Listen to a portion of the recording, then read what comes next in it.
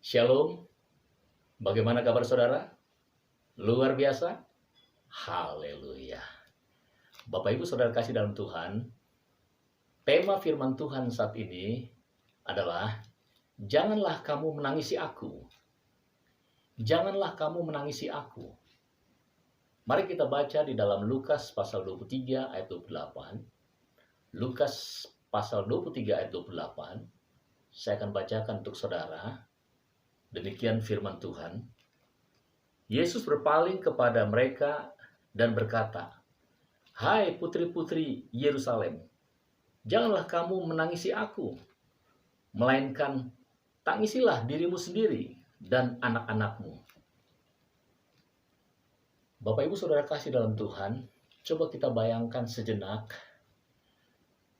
penderitaan Yesus mulai dari ia ditangkap di Taman Getsemani, dan dalam perjalanan penderitaannya memikul salib sampai ke Bukit Golgota. Kita melihat bagaimana orang-orang yang membenci Yesus, para ahli Taurat, orang-orang Farisi, prajurit Roma, mereka memukul, menendang, meninju, meludahi, mencambuk. Saudara, cambuk saat itu, kita jangan bayangkan seperti cambuk saat ini. Cambuk saat itu ujungnya besi, sehingga bisa merobek kulit dan tubuh Yesus. Wajahnya hancur, tubuhnya hancur, bercucuran darah. Dan dalam Yesaya pasal 52 ayat 14 dikatakan demikian. Seperti banyak orang akan tertegun melihat dia. Begitu buruk rupanya, bukan seperti manusia lagi. Dan tampangnya bukan seperti anak manusia lagi. Saudara, sikap dari orang-orang yang membenci Yesus saat itu, memaki-maki Yesus, melempar, memukul, sementara para murid Yesus, wanita-wanita yang mengikuti dia, terus menangis melihat Yesus yang menderita, yang tersiksa. Para muridnya menangis ketika Yesus memikul salib. Mereka terus menangis. Tiba-tiba Yesus berhenti dan memalingkan pandangannya kepada murid-muridnya. Lalu Yesus berkata, "Janganlah kamu menangisi aku, melainkan tangisilah dirimu sendiri dan anak-anakmu." Saya bisa bayangkan para murid Yesus saat itu mungkin kebingungan. Mereka nggak ngerti kenapa Yesus berkata seperti itu. Sementara mereka sedang sedih, mereka sedang berduka cita melihat penderitaan gurunya. Tetapi justru Yesus berkata, "Janganlah menangisi aku." Ada dua hal yang sangat penting kita akan pelajari pada saat ini. Berkat untuk kita melalui kisah yang luar biasa ini. Ada dua hal. Yang pertama, janganlah kamu menangisi aku. Janganlah kamu menangisi aku. Bapak Ibu Saudara kasih dalam Tuhan, sekali lagi kita bisa bayangkan sikap dari orang-orang yang membenci Yesus. Para ahli tafsir nyinyir atau mengejek, merendahkan. Para imam juga mengejek. Prajurit Roma memaki-maki, mencambuk. Sementara murid-murid Yesus, para pengikutnya, berduka cita, menangis. Tetapi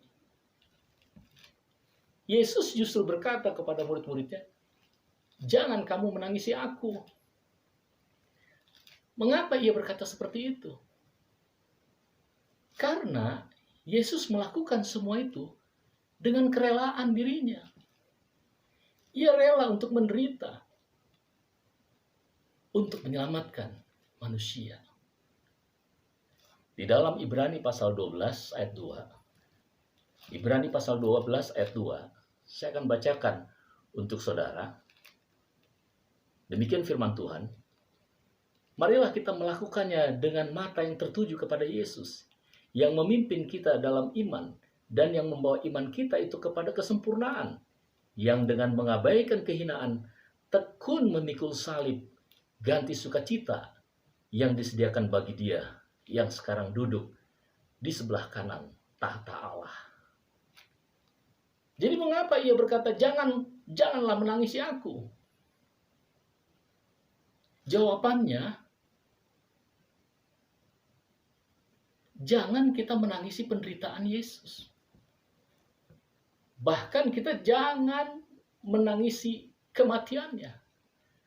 Karena itu adalah misi Yesus datang ke dunia untuk menyelamatkan manusia, untuk menyelamatkan dosa-dosa saudara dan saya. Inilah hal yang pertama yang harus kita pahami dari kata-kata Yesus ketika ia berkata, janganlah kamu menangisi aku, melainkan tangisilah dirimu sendiri dan anak-anakmu. Kita sekarang mengerti mengapa Yesus mengatakan, janganlah kamu menangisi aku. Tapi ayat itu tidak berhenti sampai di situ. Ada hal yang kedua. Dan hal yang kedua ini adalah inti dari firman Tuhan saat ini. Yang pertama tadi, janganlah kamu menangisi aku. Dan yang kedua, menangislah untuk dirimu sendiri. Menangislah untuk dirimu sendiri. Bapak Ibu Saudara kasih dalam Tuhan, merasa sedih, menangis melihat Yesus menderita, ya boleh-boleh saja. Tetapi itu tidak sepenting dari kita menangisi diri kita karena dosa-dosa kita.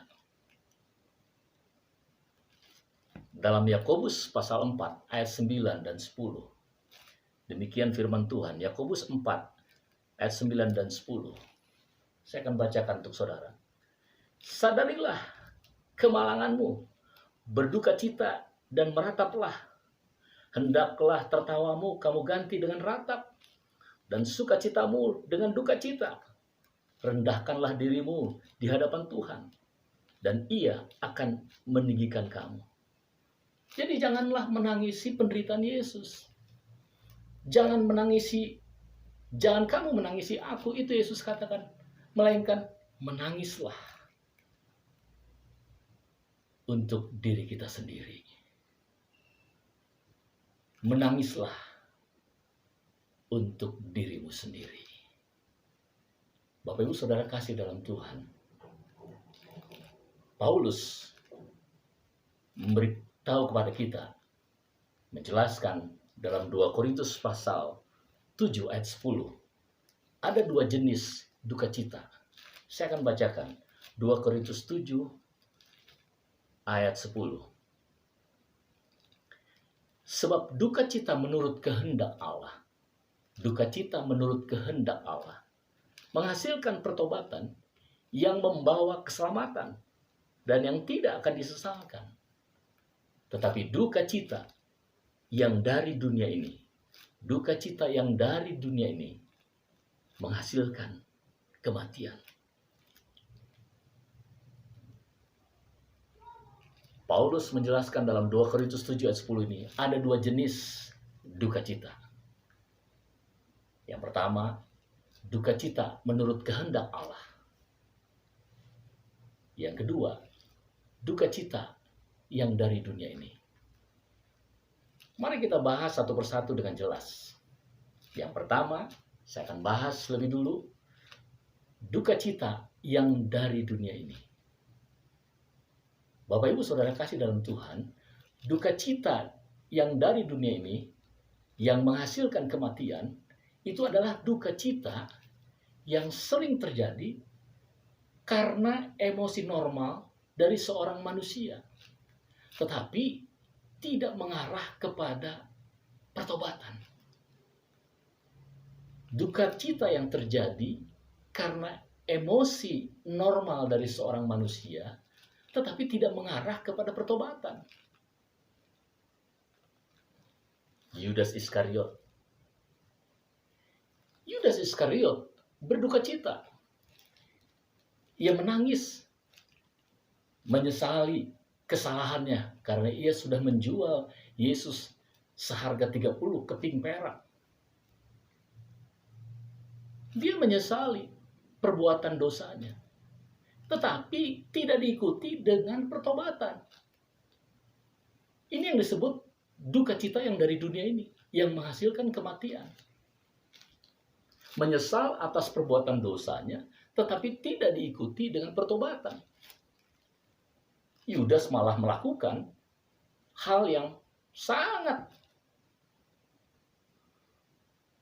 tidak benar. Dia bunuh diri. Dia menyesal, duka citanya menimbulkan penyesalan pada dirinya, tetapi tidak diikuti dengan pertobatan. Itulah duka cita yang dari dunia ini, yang menghasilkan kematian. Saudara, berapa banyak orang Kristen saat ini yang bersikap seperti itu? Mereka berduka cita, mereka menangis, menyesal karena perbuatan dosanya, tetapi tidak diikuti dengan pertobatan yang sungguh-sungguh. Jadi duka citanya hanya menimbulkan rasa penyesalan, tetapi tidak ada pertobatan dalam hidupnya. Jangan ada di antara kita, saudara yang sedang mendengarkan firman Tuhan ini, bersikap seperti itu. Karena itu adalah duka cita yang dari dunia ini, yang menghasilkan kematian. Berbeda dengan duka cita yang kedua, yaitu duka cita menurut kehendak Allah, yang menghasilkan pertobatan, yang membawa keselamatan. Bapak Ibu Saudara kasih dalam Tuhan, duka cita menurut kehendak Allah adalah duka cita yang sungguh-sungguh terjadi karena dosa. Duka cita yang ia sadari akibat dosanya, lalu ia bertobat, yaitu mengalami satu perubahan sikap hati untuk hidup tidak lagi berbuat dosa, tapi hidup seturut kehendak Tuhan. Itu adalah duka cita menurut kehendak Allah yang menghasilkan pertobatan. Dengarkan baik-baik. Pertobatan dari dosa dan iman di dalam Yesus Kristus merupakan tanggung jawab manusia dalam mempertahankan keselamatan yang dianugerahkan kepadanya. Saya ulang, pernyataan ini penting. Pertobatan dari dosa dan iman di dalam Yesus Kristus merupakan tanggung jawab manusia, tanggung jawab saudara dan saya dalam mempertahankan keselamatan yang dianugerahkan kepada kita. Jadi apa kata Alkitab tentang pertobatan? Pertobatan dalam bahasa Yunani disebut metanoio atau metanoia, yang artinya berbalik. Berbalik dari cara hidup yang lama masuk ke dalam cara hidup yang baru. Berbalik dari yang jahat kepada hidup dalam Yesus Kristus. Itu namanya pertobatan. Keputusan untuk berbalik dari dosa kepada Yesus Kristus. Itu artinya kita menempatkan Yesus bukan hanya sebagai juru selamat yang telah mengampuni dosa-dosa kita, tetapi menempatkan Yesus sebagai Tuhan dalam kehidupan kita. sebagai Tuhan, berarti kita harus taat tunduk kepada perintahnya. Berbalik dari kehidupan berdosa, masuk dalam kehidupan di dalam Yesus Kristus, itu adalah satu keputusan sukarela dari pihak yang berdosa, yaitu saudara dan saya. Setelah kita menyadari bahwa kita adalah manusia yang berdosa di hadapan Allah. Inilah duka cita menurut kehendak Allah yang menghasilkan pertobatan yang membawa keselamatan. Duka cita seperti ini hanya terjadi ketika seseorang menyadari bahwa dirinya sangat berdosa. Dirinya penuh dengan dosa. Dia merasakan dirinya kotor, najis, menjijikan di hadapan Allah. Dan setelah itu dia sadar dan dia mau hidup dalam pertobatan yang sungguh-sungguh. Karena dia sadar dirinya jauh sekali dari kekudusan dan dari kehendak Allah. Inilah duka cita menurut kehendak Allah yang menghasilkan pertobatan. Contohnya, Simon Petrus. Petrus sangat berduka cita. Petrus menangis karena sudah menyangkal Yesus. Dia menangis sedemikian rupa ketika mendengar ayam berkokok. Dia menangisi dosa-dosanya. Demikian juga ketika Yesus bertemu dengan murid-muridnya dan Petrus di pantai setelah Yesus bangkit dari kematiannya. Lalu Yesus berkata kepada Petrus, bertanya sampai 3 kali, apakah engkau mengasihi aku? Petrus menjawab, aku mengasihimu Tuhan. Tapi karena 3 kali pertanyaan itu disampaikan kepada dia, akhirnya Petrus menangis. Dia menangisi dosanya. Dia menyadari dia sebagai manusia yang berdosa. Melalui duka cita yang dialami Petrus, itu menghasilkan pertobatan dalam dirinya yang membawa keselamatannya. Ia buktikan pertobatan sejatinya dengan setia mengiringi Yesus sampai akhir hidupnya. Bahkan ia rela mati, martir pada zaman Kaisar Nero dengan disalib dalam posisi tubuh terbalik, kepala di bawah. Itulah hasil dari duka cita yang menurut kehendak Allah. Contoh lainnya, John Bunyan, seorang pengkhotbah besar di abad ke-17. Dia terlahir dari keluarga miskin. Tapi berjalannya waktu, dia percaya kepada Yesus sebagai Tuhan dan Juru Selamat. Dia sangat mengasihi Tuhan. Dia menjadi pelayan Tuhan. Dia menjadi pengkhotbah yang luar biasa. Dan hampir selalu dia berada di penjara. Karena dia terus berkhotbah, tidak bisa berhenti. Dia ditangkap. Dan di dalam penjara, John Bunyan menulis banyak karya-karya yang luar biasa. Salah satu karya yang terkenal, Pilgrim's Progress. Perjalanan seorang musafir. Dia menceritakan pengalaman perjalanan seorang musafir. Karya yang luar biasa ini sudah diterjemahkan dalam ratusan bahasa. Dicetak ulang ratusan kali. Tapi yang mau saya tekankan dari kehidupan John Bunyan, yaitu kesaksiannya. Ia menyaksikan, sekalipun ia sudah percaya kepada Yesus sebagai Tuhan dan Juru Selamat.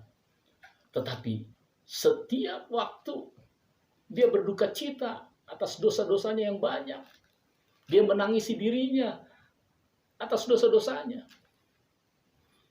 Dia merasa tidak layak di hadapan Tuhan. Dia terus merasa dihimpit oleh dosa-dosa yang sudah dilakukan. Dia berduka cita atas dosanya selama 1,5 tahun. Setelah itu barulah dia merasakan layak di hadapan Allah, dibenarkan, dan layak sebagai pelayan Tuhan. Dia menjadi pengkhotbah yang luar biasa. Ini duka cita menurut kehendak Allah yang menghasilkan pertobatan, yang membawa keselamatan. Dan dalam Lukas pasal 7 ayat 36 sampai dengan 50. Saudara bisa baca lebih lengkap. Lukas pasal 7 ayat 36 sampai dengan 50. Kisah seorang perempuan yang berdosa. Ia tersungkur di kaki Yesus dan ia terus menangis di kaki Yesus. Ia membasuh kaki Yesus dengan air mata dan rambutnya, meminyakinya dengan minyak wangi. Terus dia menangisi dirinya yang berdosa. Dia tahu dia adalah orang yang berdosa. Saat itu Yesus mengatakan, imanmu telah menyelamatkan engkau. Pergilah dengan selamat. Haleluya. Itulah duka cita yang menurut kehendak Allah, yang menghasilkan pertobatan. Sungguh-sungguh menyadari dirinya sebagai orang yang berdosa, orang yang kotor, tidak layak di hadapan Tuhan. Pertanyaannya saat ini, tentu untuk saudara. Apakah saudara sudah menangisi dirimu? Apakah engkau sudah menangisi dirimu sendiri? Apakah engkau sudah menangis di kaki Yesus? Atau jangan-jangan saudara hanya berpikir, ya sudah, yang penting saya kan sudah percaya kepada Yesus sebagai Tuhan dan Juru Selamat. Itu sudah cukup. Oh tidak, itu tidak cukup. Pertobatan dan iman di dalam Yesus Kristus itu merupakan tanggung jawab saudara dan saya dalam mempertahankan keselamatan yang sudah dianugerahkan kepada kita. Dibuktikan dalam kehidupan pertobatan yang sungguh-sungguh. Mari Bapak Ibu Saudara kasih dalam Tuhan, sebelum terlambat, jujur di hadapan Allah. Apakah engkau sudah mengasihi Yesus dengan sungguh-sungguh? Apakah engkau sudah menangisi dirimu sendiri? Firman Tuhan dalam Ulangan pasal 6 ayat 5. Saya akan bacakan untuk saudara. Ayat yang terakhir. Ulangan pasal 6 ayat 5. Demikian firman Tuhan. Kasihlah Tuhan Allahmu dengan segenap hatimu, dan dengan segenap jiwamu, dan dengan segenap kekuatanmu. Mari jujur saudara. Apakah saudara sudah melakukan firman ini? Apakah saudara sungguh-sungguh mengucap syukur dalam pertobatan? Karena Yesus sudah menyelamatkanmu. Apakah engkau sudah menangisi dirimu sebagai orang berdosa?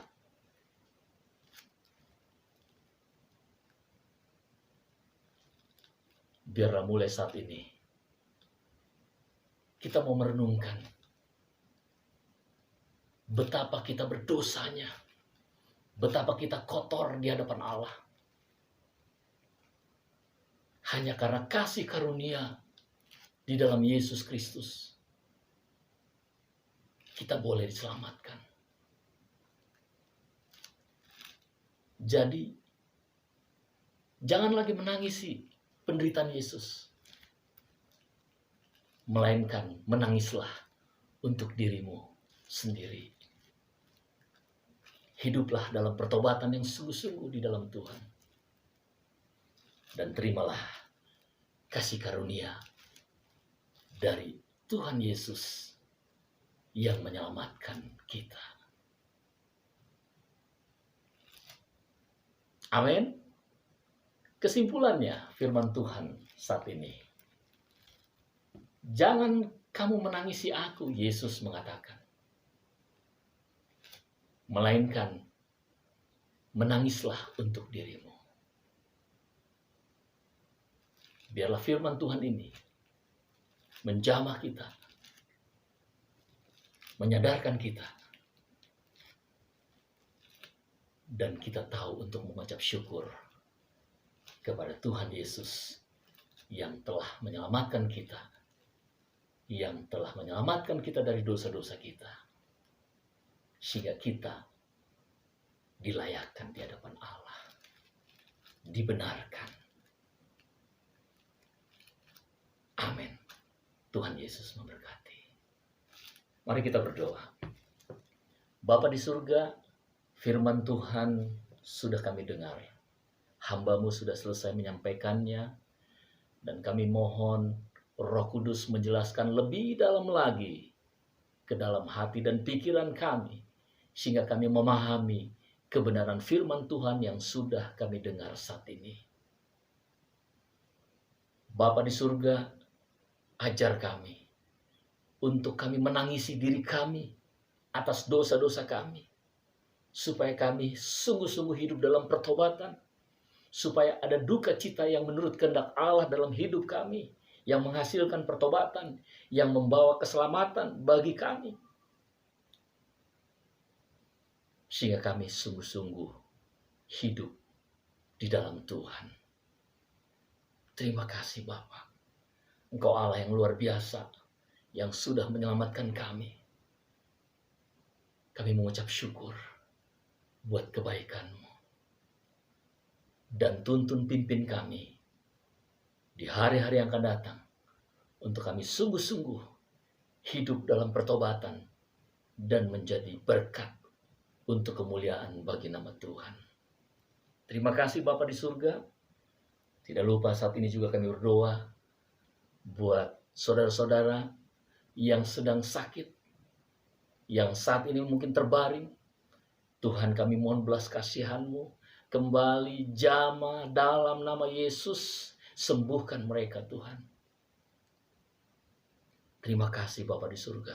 Demikian juga kami yang dalam pergumulan, persoalan, Engkau yang memberikan jalan keluar dalam nama Yesus Kristus. Kami juga berdoa buat bangsa negara Indonesia tercinta, yang saat ini masih dalam masa pandemi COVID-19.